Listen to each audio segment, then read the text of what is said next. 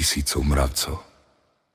Ako kráčajú v dokonalom kruhu, hýbu sa stále rýchlejšie a rýchlejšie, až kým posledný z nich nepadne mŕtvy od vyčerpania. Toto nie je rituál, je to mravčia špirála smrti. Jeden z najmrazivejších úkazov kolektívnej mysle v celej prírode.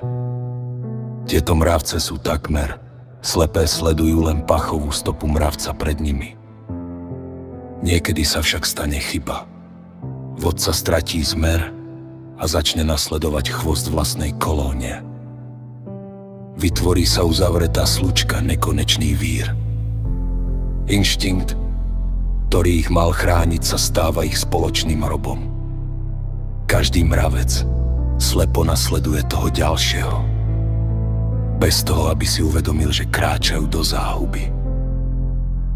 Je to tragická pripomienka toho, čo sa stane, keď sa individuálna myseľ stratí v dave. Skúmaj hlbšie tajomstvá mysle.